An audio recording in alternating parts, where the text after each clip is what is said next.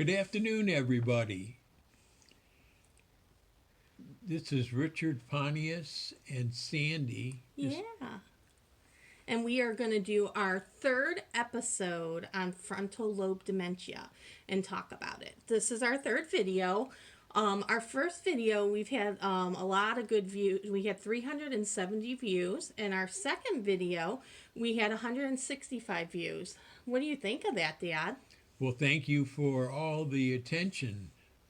Really enjoyed hearing it. And also, I noticed 30 people have subscribed to the YouTube station, so that's pretty cool. We have received a lot of great comments and feedback. People love Dad's attitude, how genuine you are, and willingness to share and tell your story. What do you think of that? I love that. Yeah, that's definitely something cool.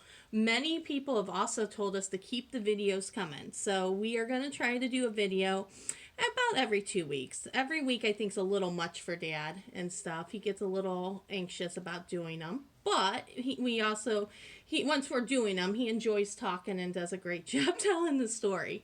So, Susie Chambers, last video, Dad, said she loved your pretzel and cat story that you told in video, too. I thought that was cute because you love talking about work. Yeah. And what you used to do. And you love your animals. So Right. she really enjoyed that.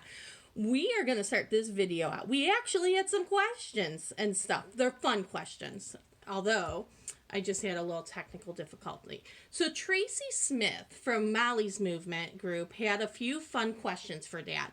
Did you grow up going to Cedar Point, SeaWorld, and Jog Lake?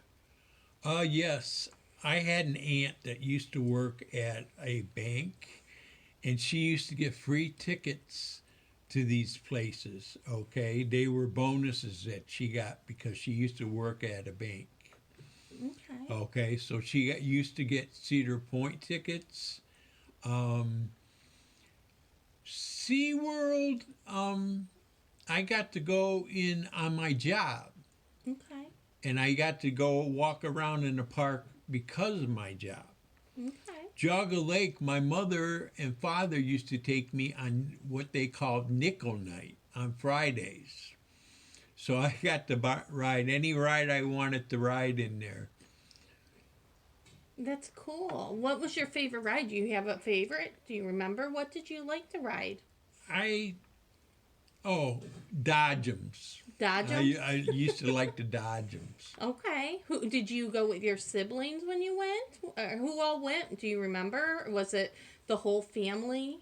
Yeah, we went with my mother, father when they were alive. Okay. And that. If you had to choose a favorite between Cedar Point, SeaWorld, and Jogga Lake, what would it be? Actually, they were all my favorites. Yeah. Okay. And that I really got upset when SeaWorld moved out of town. Yeah, and Jogga Lake then moved out too. Right. What did Jogga Lake become for a little while? Do you remember? Because I think you and Kim would go when she was younger. Wasn't it a water park? No, Jogga Lake didn't turn into no, a not water. Jogga Lake. That was SeaWorld, I think. What, didn't one of them turn into a water park? Well, they were trying to turn that into something, and it never Came across their finish. Okay. And then they were trying to build an apartment complex out there. That land is sitting barren, and nothing has ever been built on it. There's only one thing I've seen that's been built on part of the land. It's like a big shopping center. Okay. And that's it. And the community needed that. Yeah, kind of sad and stuff, Yeah. seeing it go like that. Another question she had was, what was your favorite vacation or place you visited? What would you say one of your favorite places for vacation or visit has been? I was lucky enough to go on vacation with my family. We went up to North Dakota to see my uncle and aunt when they used to live in town, okay? Then we took a ride down south from North Dakota down to where the presidents are on that mountain. Oh, Mount Oh, Rushmore. Mount Rushmore. Okay. And that was a very good vacation. Okay, so that was one of your favorites. Another question she had: are you a Browns, Indians, and Cavs fan? Both of them. I have big flags in my bedroom that hang like all over the wall. I got Indians, I got Cavs, I got Browns. I have to rotate them during the season. Do you have a favorite between the three teams? Only thing I watched religiously was the Browns. The Browns this year. Right. The Cavs I kind of listened to. I listened to scores and stuff. The Indians I always kept up on. My mother used to like them a lot. Used to listen to them on the radio. Every once in a while I'll check in when they're in season and listen to them. But the only one I've seen is the Browns. And how did they do this year? They were almost champions. Yeah, they went to the playoffs. They went to the playoffs. That is awesome. So they had their best year. Yeah, definitely, since I could even remember and stuff. So some of the other things we've been asked or I've read on some of the groups we're part of for FTD was, how does FTD differ from Alzheimer's disease? So I'm going to do a little talking, give Dad a little break and stuff. So one of the first ways it differs is its different symptoms. FTD brings a gradual progressive decline in the behavior, language, and movement, with memory usually relatively preserved. It also typically occurs at a younger age. Although age of onset ranges 21 to 80, the majority of FTD cases occur between 45 and 64, which kind of holds true for Dad, because how old are you? I got it when I was 59 and I am now 63. Yeah, so therefore FTD has a substantially greater impact on like work, family, economic burdens faced by families than Alzheimer's, because it's such a young age. Dad was forced to quit his job when he got diagnosed. Right, and I was not a happy camper when it happened, but now I am. Yeah, so you kind of were forced to retire because you were a truck driver. I had to retire. I had to give up my driver's license. I had to stay home. Right, which was because of my disease. And completely different for you, right. I would say, because typically you worked 5 days a week. Sometimes you worked on Saturdays. I worked 7 days a week sometimes. Yeah, you were very active. I was the eager beaver on that. So, I mean, it really was a life-changing event for you when you were diagnosed and stuff. Another thing is FTD is less common and still far less known. So FTD is frequently misdiagnosed. A lot of people misdiagnose it as Alzheimer's, depression, which was one of the things we kind of thought Dad probably had, Parkinson's disease, or psychiatric condition. On average, it currently takes about 3.6 years to get an accurate diagnosis. In Dad's case, I think he got diagnosed relatively quick, but I also think he had symptoms and signs of FTD way before the diagnosis and stuff. And we kind of talked about how he, ended up in the hospital because he had some face drooping and some slurring, that kind of stuff. So it was stuff that we thought maybe it was like a little bit of something else was going on, and then we kind of found out it was FTD. And we'll kind of talk a little bit more in a few about different things. So today we're going to talk a little bit more in detail about some of the symptoms and the stages of FTD. There's no clear defining stages of FTD because it can vary by person to person. Everybody could have different symptoms and signs, and in a minute or two we'll go through. Me and Dad are going to do an exercise together and kind of talk about it and kind of what things we noticed about him and if he noticed some of the stuff. In the mild stage, a person usually is highly functional and can manage household tasks and self-care with minimal help. So they're able to still function and do things as a person and, do things. Moderate stage, the symptoms become more pronounced and the person experiences significant deficits requiring increasing supervision. Severe stage is when the person with FTD is, their symptoms are profound. They're extremely compromised and require total care, almost 100% care. You know, kind of talking about that a little bit, Dad, what stage do you think you feel that you're in with your FTD? Now I think I'm in the mild stage. You think Okay, I could be wrong. It depends on what the doctor says. No, I want to know what your opinion is. I think I'm in the mild stage because I look out the window to see what everything is. I help with my animals all around my house. I do have a problem with Netflix. I'm addicted to it, but I still function fully. I went out with my wife. We tried to shovel the snow. It was too heavy for us.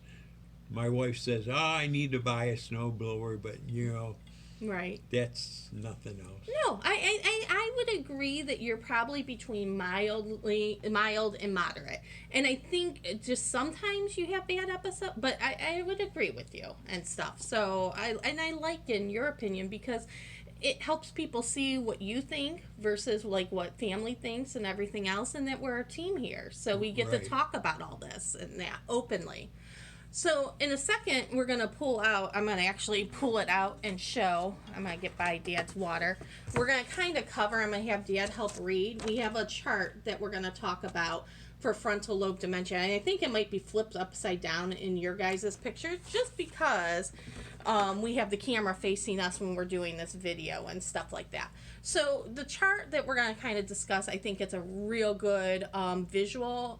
It separates the signs and the symptoms of FTD into like 5 main categories and into 4 stages. There's 5 main categories that they kind of talk about. I'm going to have Dad read them out loud, and then we're going to go into them in more detail. What's this first one say, Dad? Can you read that? Memory impairment. Yep. And then this one? Speech impairment. Yep. Physical impairment. Yep. Behavior stability. Yeah. Yeah. Emotional stability. Yeah, exactly. So we're going to talk about that. So those are the 5 main categories of this. And then we're going to, Dad and me are going to go through this list. We're going to read each one by one and just discuss it a little bit, whether or not he's experienced some of the symptoms he thinks, or describe how he has dealt with it, or we have dealt with it as a family and stuff. So we're going to kind of start reading a little bit. We're going to talk about, can you read that to me, us? Unusual behavior, verbal, physical or sexual, and then excessive eating. And binge eating. Right. So, and that is, they're saying is, it's part of the behavioral stability. So, do you think at the beginning of your diagnosis or now, did you have any unusual behavior, do you think? Do you remember that far back? I think, because that's kind of stage 1. I used to go to work and then come home and take a nap. Okay? I still didn't go to bed till late. Okay. But I think that's, but I got up at 5 in the morning, so. Okay, so so I'm going to touch on it a little bit. I don't think now he has as much, but when Dad first, right before he got diagnosed, maybe about a year, I would be driving with Dad, and all of a sudden he would have some weird topics that he would ask me about. And a couple of the topics, and I was really thrown off by them, but I now realize it was part of the disease. When we would drive to bowling the one time, you kind of just, you would ask me, you would be like, hey, Sandy, is it a sin to watch porn on the computer? You know? And I didn't know how to answer that at first, and I just kind of redirected the question and asked Dad if he felt like it was. Then he would ask some other strange questions and stuff. So he was kind of struggling with things, if they were right or wrong. So if he came across something on the internet, was it right or wrong to be watching it or doing something with it and that? So, yeah, there was a little bit of unusual behavior, and at first I just thought it was maybe a midlife crisis. I'm not gonna lie, but then I now realize that was kind of a warning sign because Dad never did anything like that. It was very unusual. Dad was never talked about that kind of stuff. So when he started talking about that, now I know that was a red flag. I think some of it is because some of the shows I've been watching, yeah, I just had a weird question come out. yeah, and right, or the understanding of it, or something he might have seen on the internet and stuff. So then this one of the other signs is mood or Depression behavior, sleeping, or agitation. and frustration. Yeah. Yeah. So, do you think when you had at the beginning, do you think you had some moods thing issue? Yeah, I did. Yeah. What would you say? What did you feel? I think I wouldn't. I used to You used to sleep a lot. I used to sleep a lot. I also think you were angry. I was angry. And I think you were very agitated at first. Right, I was. And that. So that's kind of common. Another thing that's common kind of in that first, mild stage is, what does this one say? Personal hygiene Neglect, yeah. Right. So I don't think I've ever been that way. no, but I think sometimes now, I don't think you're on, like before growing up, oh my gosh, we had to take a shower every day. I think, we take showers every other day. yeah, so you've changed a little bit Right. and stuff. So it not necessarily, I think you don't do it as often, or sometimes you have to make up a schedule for yourself. Right. And stuff. It's not something you just do now and that. Right. Can you read that one? Lack of social Inhibition, inhibition apathy. or less willing to have a conversation. Yeah, I would definitely say when you first got diagnosed, you kind of closed yourself off a little bit. Right. I wouldn't talk to anybody. What would you do? What did you spend most of your days doing? I always watch TV. Yeah, but I think you did watch TV a lot more. Right. I think you kind of closed yourself in your room and everything, Right. and was very, closed. He didn't want to interact. If you gave him a choice to go somewhere or stay home and watch TV, I think he would stay home and watch TV. Right. And that. The next one is going to be obsessive compulsive behavior, such as collecting and hoarding items. I do not do that. Oh, I think you do. What would you do? What? I think you like to collect. That's not necessarily a bad thing. Not on the terms of a hoarder. I think I love his look. When we go to the park, sometimes you like to collect rocks, that kind of stuff. I Yes. used to do that. I don't do that. You're not doing that anymore. as much. But No. if you went to the park and you seen a pair of gloves, what would you do? Would you I'd- bring it home? I'd take them home, wash them, Yeah. and use them. Yes. So that kind of thing. But Nothing crazy. I don't do that anymore. Yeah, yeah. So then we're going to go into kind of the next one is stage 2, kind of moderate. Can you read this? Difficulties with language, recall slurring or slow speech, have trouble recalling words, names, and places. Do you think or objects? Yeah. Do you think you sometimes have issues with your words? Yes, I do. Yeah. So we know that. And it's hard for him sometimes to come up with words. I do. And then I'll read the next one. Poor short-term memory, unable to recall recent conversations or events, repeat themselves regularly. Do you think you do that? I think I do that a little bit. A little bit, yeah, I would agree. I don't think he does it tons because I'll tell you what, if I tell him we're going for donuts next weekend, let me tell you, I better take him for donuts next weekend. I'm going to let you read the next one. Difficult doing basic tasks, such as preparing meals, choosing proper clothes. I don't drive. Yeah, so that's out. How about preparing meals?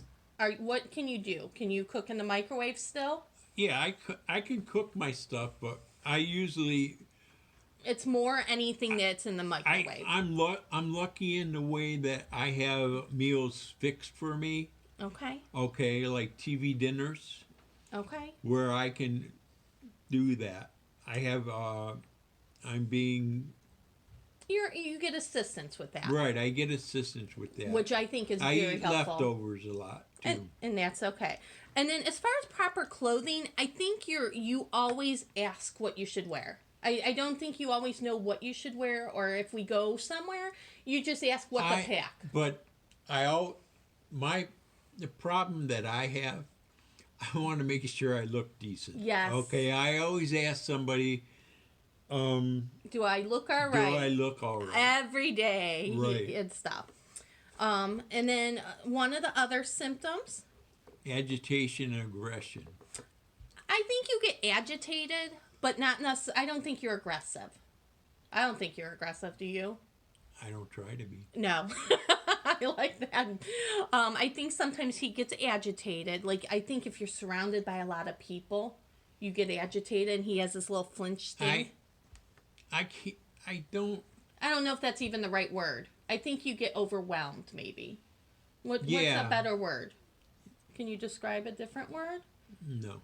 Just stressed, maybe, like there's too many people sometimes. Like if there's I crowds. think I withdraw when that happens. Yes, that's a great word. You came up with a perfect word. Difficulties with arithmetic and reading. I always used a calculator. I was kind of lazy. Reading, I don't have any desire to read anymore. Right. I got glasses and bifocals where I can read. I've been bought books. Yeah. I read them every once in a while, but they don't interest you. I don't. I have a mother-in-law that goes to the library religiously. Mm-hmm. I have a brother-in-law that go to the library religiously. I just never been that type of person. Right. I think he's definitely able to read overall. I don't think he could always comprehend it. Like if we go to a restaurant before COVID, if we read a menu, I think you could read what's on the menu, but I don't think you always understand what it is anymore. I don't know about that. Would you? I think I do. You do? Okay. No, that's good to hear your take. No, but I think I do. I think I do. Okay. Altered sense of taste, smell, and touch. Overly sensitive to change in temperature. I think you're a freeze baby now. I think you. Yeah. I used to work in a freezer, so I used to go in the winter out with a sweatshirt. Now my body, since I've gotten older, a little colder than normally. I mean, she's wearing a short sleeve shirt. Yeah. I have to have a long sleeve shirt on. Yes, and that's okay. And then I think too, the taste. You will eat just about anything now. No, those things. I actually compliment everybody when they cook because I really love my food. I know, that's what I mean. I think you like a lot of stuff that you didn't used to eat. That you try different things now compared to before. Stop. Loss of spatial awareness and disorientation, getting lost in places formerly familiar. The park.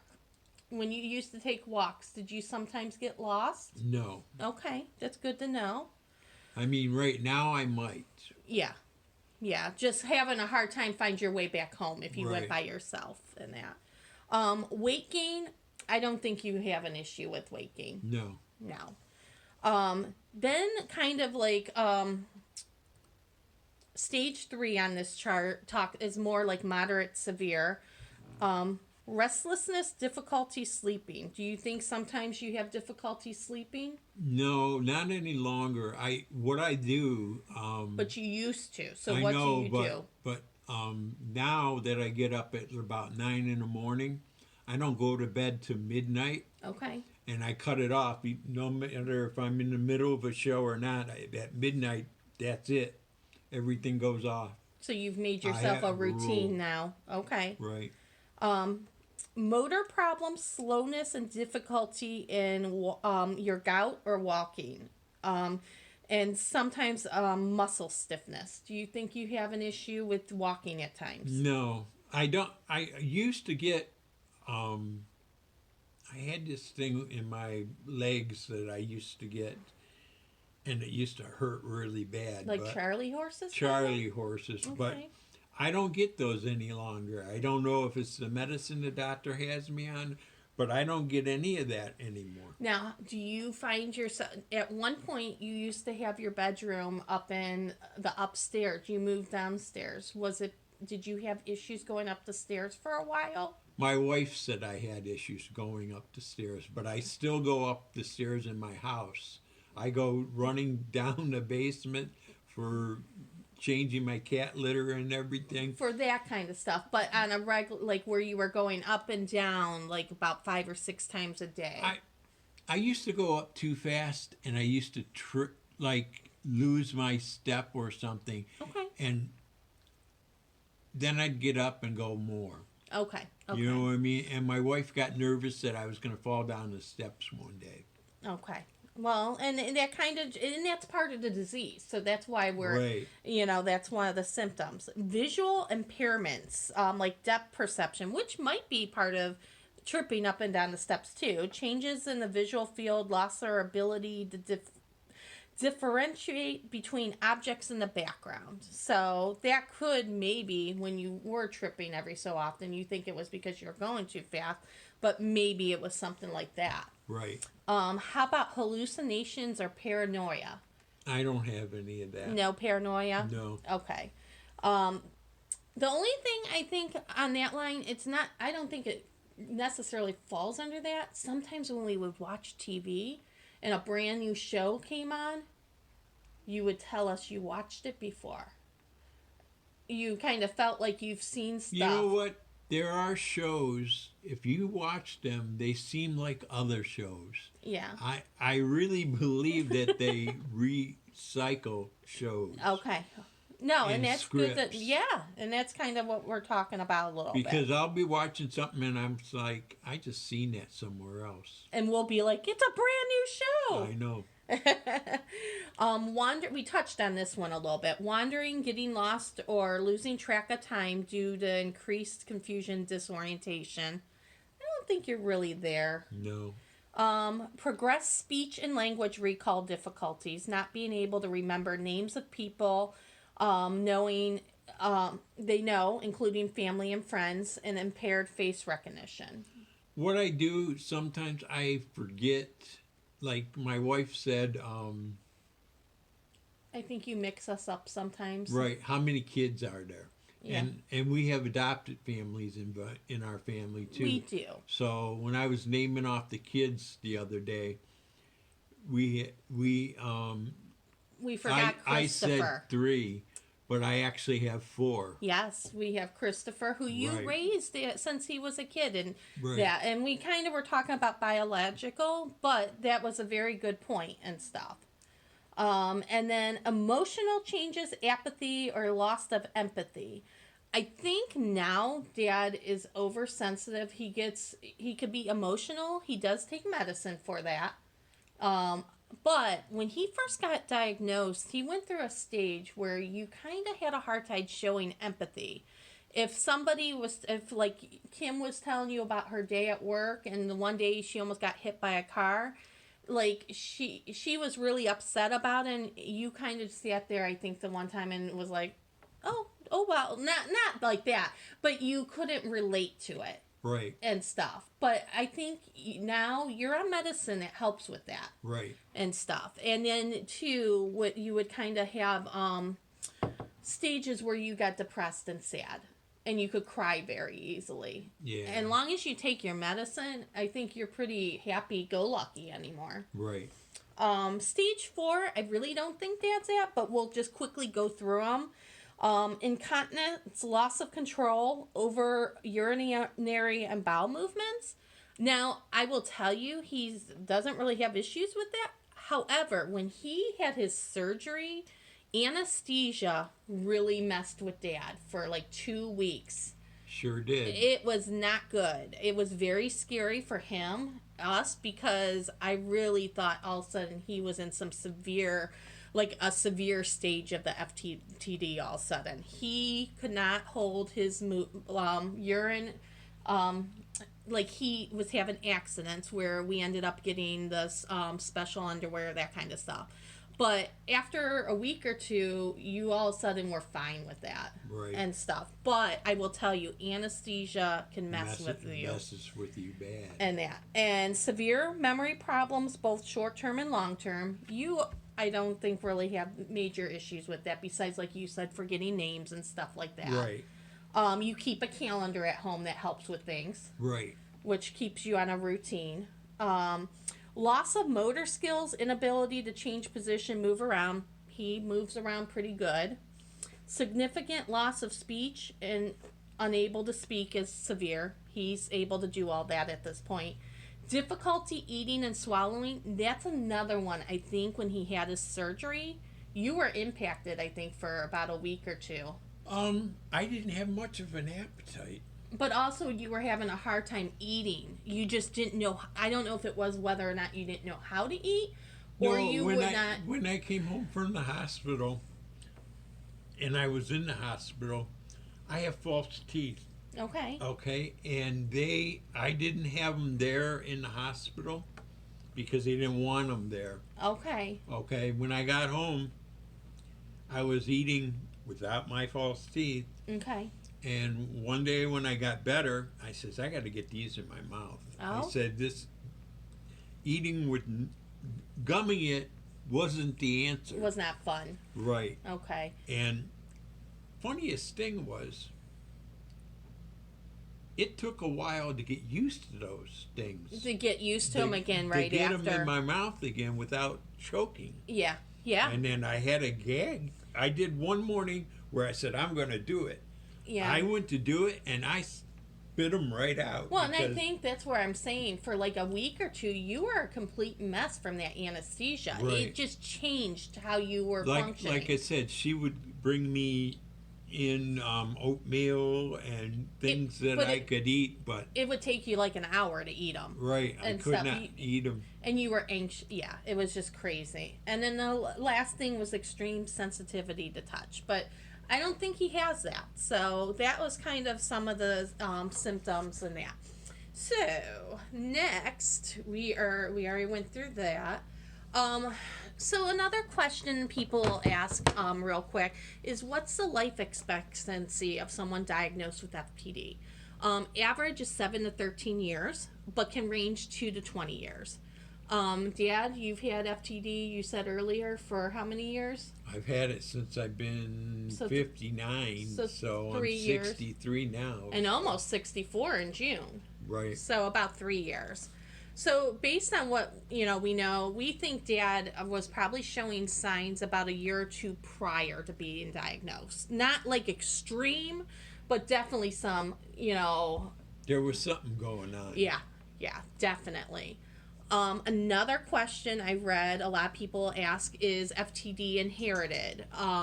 So in at least half of affected individuals, the answer is no. Their FTD is said to be sporadic, meaning none of their relatives are known to have it.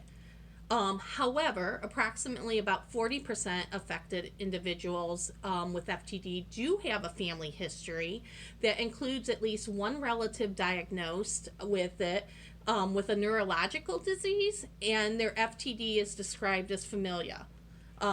In Dad's case, it's genetic. So one of the things we're going to say, your mom, do you remember, Dad, what disease your mom was diagnosed with? She had Lou Gehrig's disease. Right. Okay, and she had no idea about it. She used to work at a bank in one of her last jobs, and she was diagnosed with Lou Gehrig's disease. At a young age. At a very young age. Yeah, she actually had it, I believe, for about 7 years, which is quite a long time from the time she was diagnosed.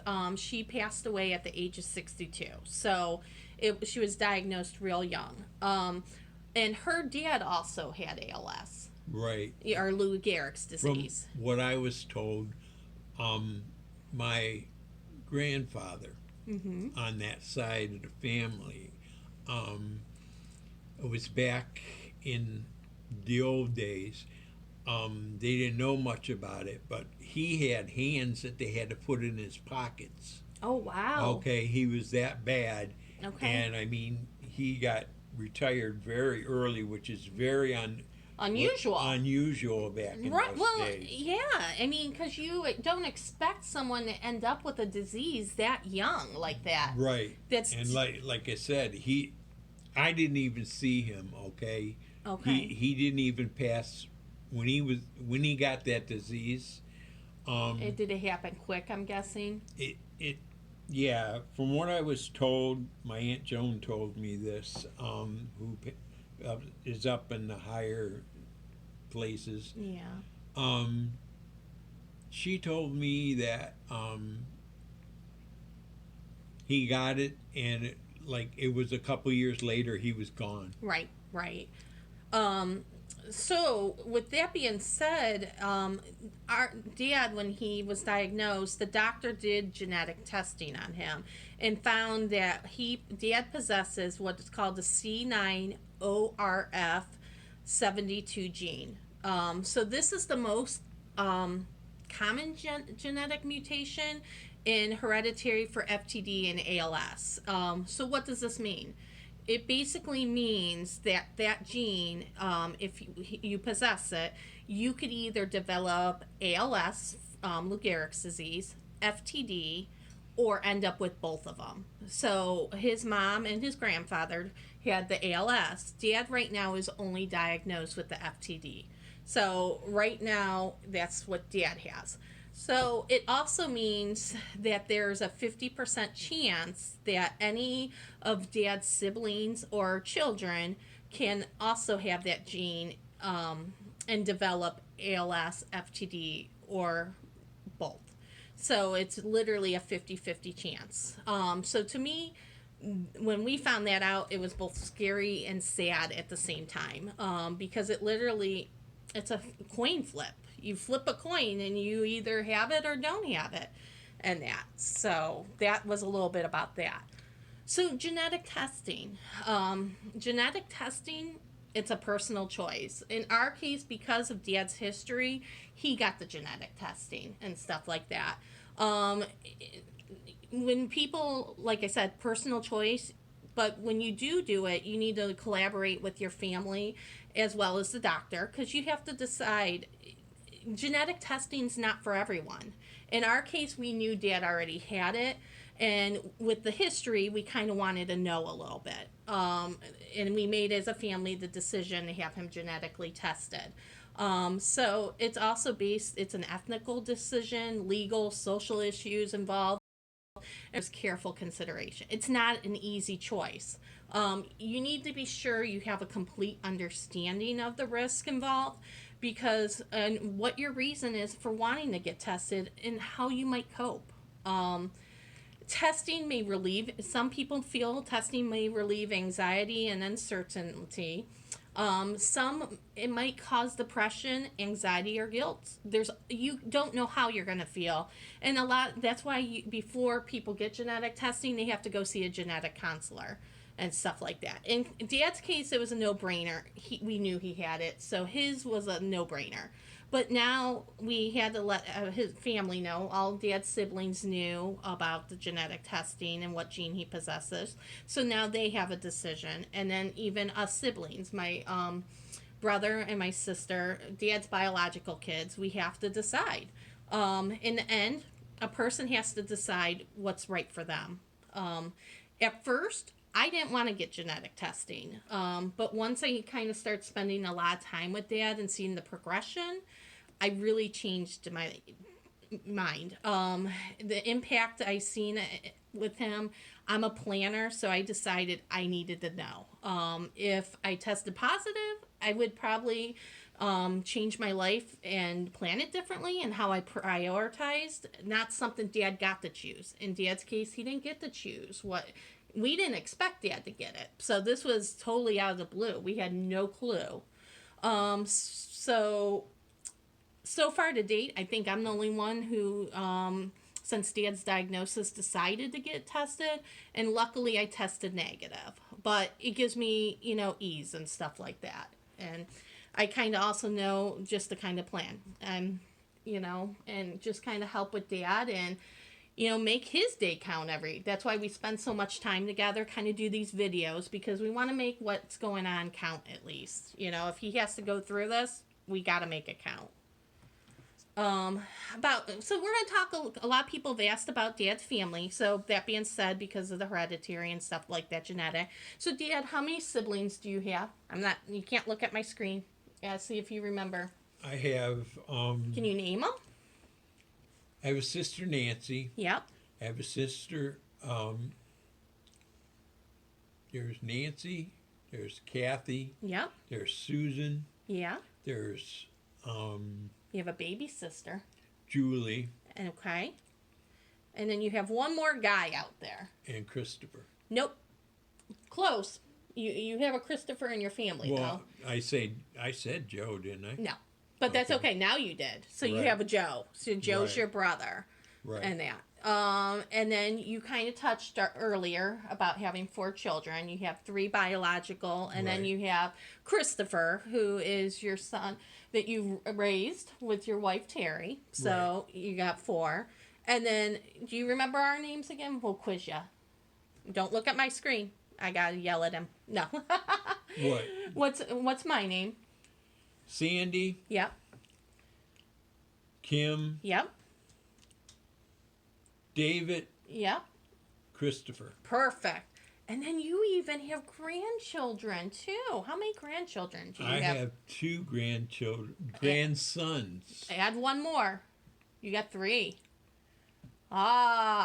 We got 3 of them. David, who's David's son? He's the oldest grandchild. He lives in West Virginia. That's okay. I'm having a moment. Yeah, and that's okay. That's part of it. Tyler. So Tyler is the oldest. Right, there is. And then you have your next one that lives near you is who's the Christopher's son. Michael. Yeah. And then you have a new one. Sebastian. Yes. Is a new baby in the family. Yeah, you got baby Sebastian and that. Okay, so we're finally to the end of this video. We're going to end it on a positive note and stuff, a little lighter. How'd you feel about this video today? I like the video. I like doing videos. I've seen other people get on TV and do things. I kind of pretend I'm a disc jockey when I do this. So You do a great Right. job of it. We're gonna, like I said, so I'm gonna have Dad kind of tell us what's some of the things you've done this past week or two. And yeah, he's looking at my screen again. What did we do last weekend with your brother? Where did we go? we went sled riding. Yeah. Okay, and Sandy went with me down the hill with her sled, which it was fun. Yeah. We had the best sled And there, we I had think. a walk around Shadow Lake. Oh, yeah, it was. I forgot about the walk. Right. And then what did you do on Valentine's Day? Who'd you get to see? Oh, I got to see Sebastian And Kim. and Kim And Jordan. and Jordan. Yeah, so that was a nice Valentine's Day and stuff. So, any last words or comments today that you want to share with everybody? You have the best son-in-law. Oh, what did Larry just say in the background? Did you hear him? Yeah, I heard. What'd he say? You gotta repeat that. I can't. Oh, you can't. He must not believe. My husband's in the background and said Dad has the best son-in-law. Is it true? Yep. Okay. All right. That's all that matters. Well, everybody, thanks for watching as always. Yep. Thanks for letting me on, and make sure you have a peaceful week. And we will talk to you in a few weeks, and we'll find something else fun to talk about. If you guys have any questions, ask them. We would love to have, like I said, have people asking questions. Maybe there's something you want to know more about, or just want to know about, or want to know Dad's feelings and stuff like that. Because, like I said, it's easier to give him some script to talk about, than just reading off of the script, and that it really helps. And he loves telling stories, so maybe you want to know something cool about his childhood. Like, I learned something new in the past year, that my dad had a cool pet growing up. What did you have? You want to share? I think you shared it once before. Well, I had a neighbor down the street, and I didn't know about this neighbor, so my friend took me down to this house where this guy was raising ducks and raising